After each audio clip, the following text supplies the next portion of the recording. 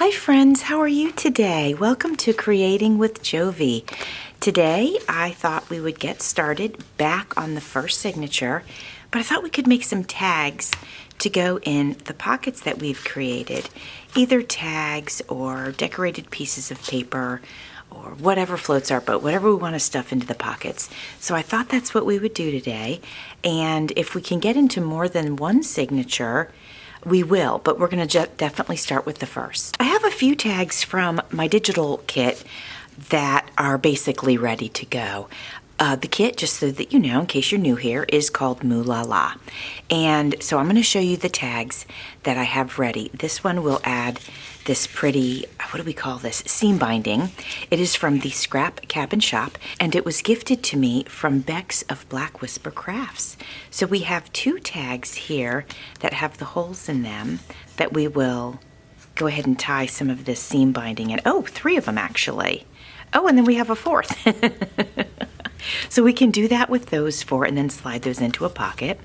We also have this pretty little piece. Kind of looks like a postcard, so we'll slide that into one. Let me show you the rest of what we have that's already ready to go. This is from the scrapbook kit that I used, and this is from my printable kit. It looks like an envelope, a postcard, and then some fun tags that I made for the kit.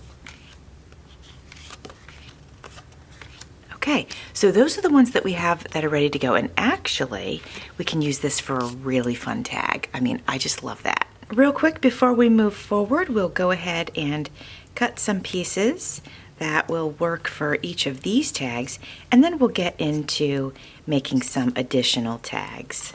Most of you probably know how we do this, but just in case you're new here, just push it through the hole and then take these two pieces and push them through here and then tug on it. And sometimes you have to pull on one side and then the other side, and then there you go. You don't want to pull it so tight that it rips the paper, but you want to pull it tight enough so that it doesn't come undone. And then sometimes if you're working with a slippery trim, you can put a little dab of glue right back here and then pull this up, and then nobody will see the glue, but it'll hold it. But these are nice and crinkly, so we don't need to worry about that because they're not going to come undone.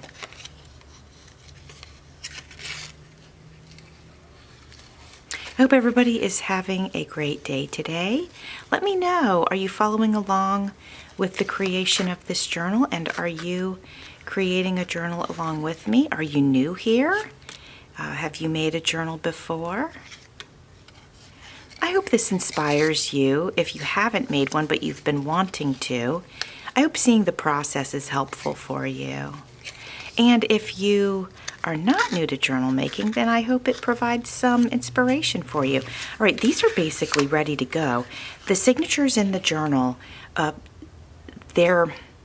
it's all the same theme, but they're going to be in age group.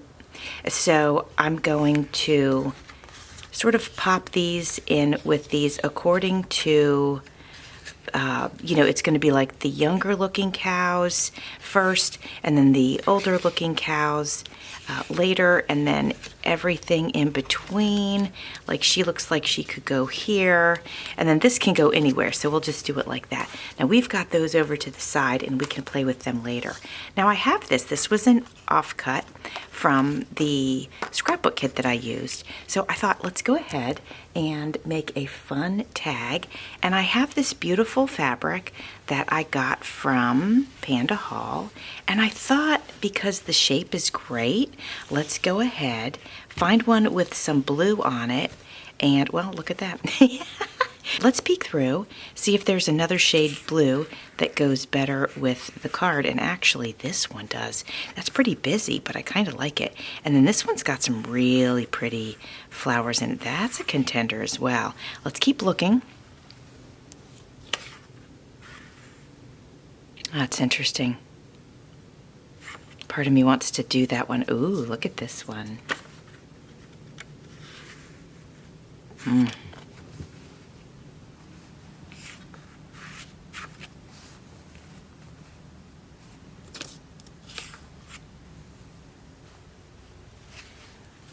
Okay, my friends, I've picked the two that I'm most interested in. We're going to set this right here. Those shades match perfectly.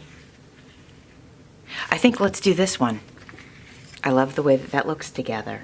So what I'm going to do is I'm going to go ahead and cut this to size. Let me pull this down here. So I'm going to cut it right here, my friends. Now I want to mark it so that I know where to cut it. I'm going to put a dot right there. I can cut through the dot and nobody will see it. All right, I grabbed my mat with the straight lines on it so I could make sure that I do this straight. So I'm just lining this up on a line, and my dot's right here, so I'm actually going to scoot this down. I'm going to put my ruler down right here. These lines will keep me nice and straight. And then I'm actually going to take this light colored pencil. I hope I'll be able to see it. Let me see. No, it's a little bit too light. I'm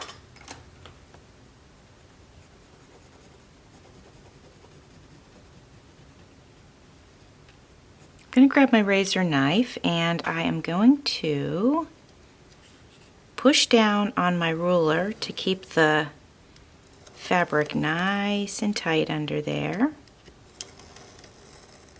And I'm actually not putting a ton of pressure because I don't want to tug on the fabric. I think we've got it. Pretty good. I probably need to replace my blade on that, but I got it enough so I can see it and then just finish it with scissors. My friends, what do you think of the bottle of milk right there? I think it's so cute. So let's go ahead and do that. Now before we get started on that, I want to round the corners.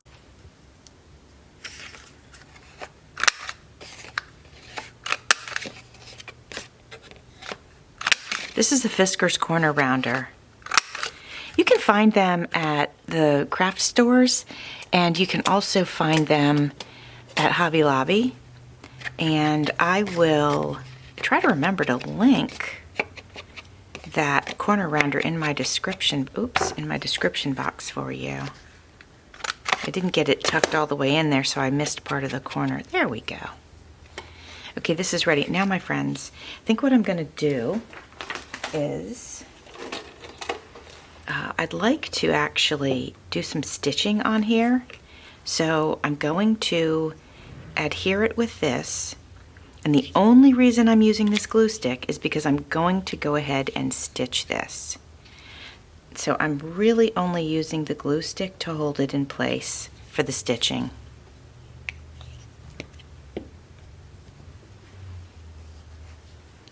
Let me get this centered properly here.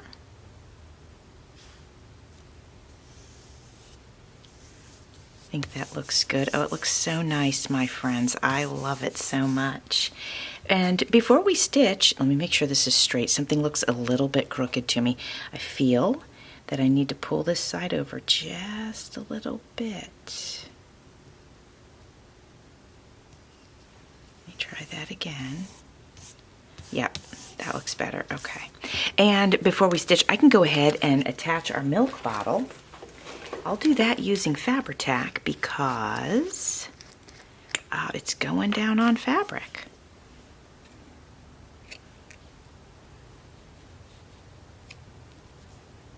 That's super cute. I might print out a few more of these. So my friends, I wanted to mention this. If there's a piece of ephemera inside of a kit that you want to use more than once, you can, and you don't want to print out the whole page, you can open up your kit and you can copy and paste just that particular image and then copy and paste, grab it and put it over on one of your plain documents. I use Mac, so it's called iPages.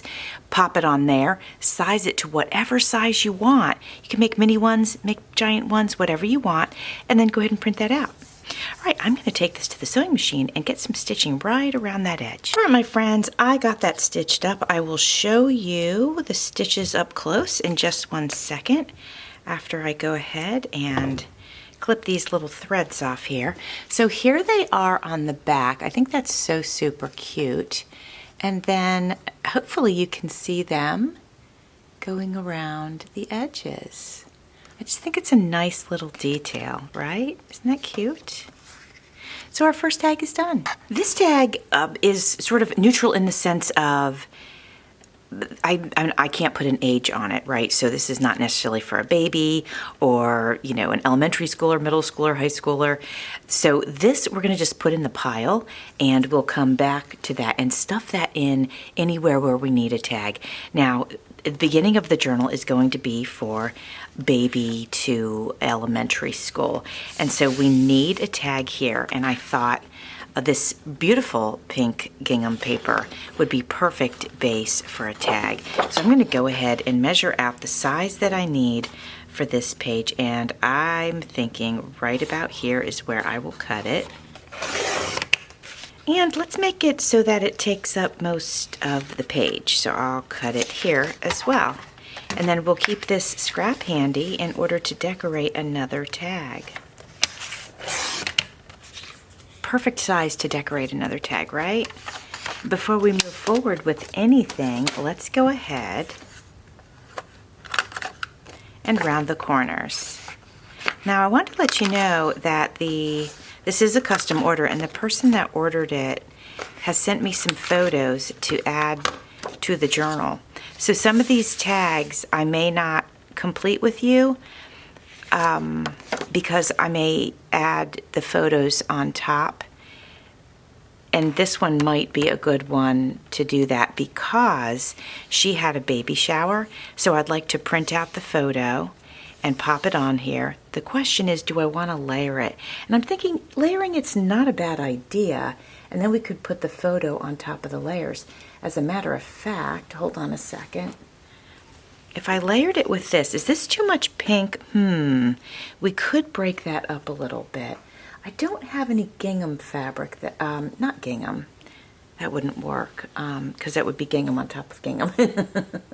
But like, I guess florals would be best. Let me see if I can find one with some pretty pink. Look at the freshness of this one. It's got little pink spots in it, but it's also bringing some yellow and some greens in, and I love it. I think it's perfection. So I'm going to go ahead and I think I'll put this right about here, which means I will cut the bottom right about here.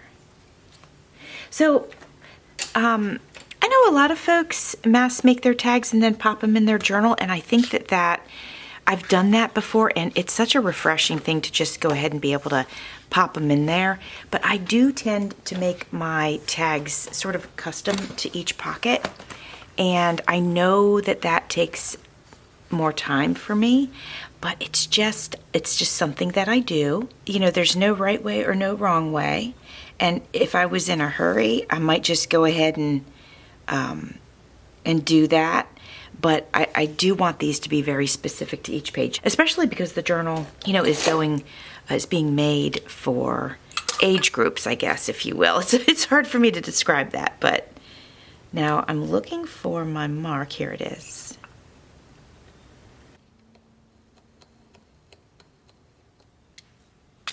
Like the one before, I am going to go ahead and tack this down with some glue so that I can bring it to my sewing machine. And again, I will repeat that if I was not sewing it, I would not use that glue. Okay, friends? This is just to hold it in place, which makes it so much easier to sew on the sewing machine, so that way it's not flip-flopping around and moving while you're trying to sew it. All right, my friends, let's go ahead and pop this in the pocket.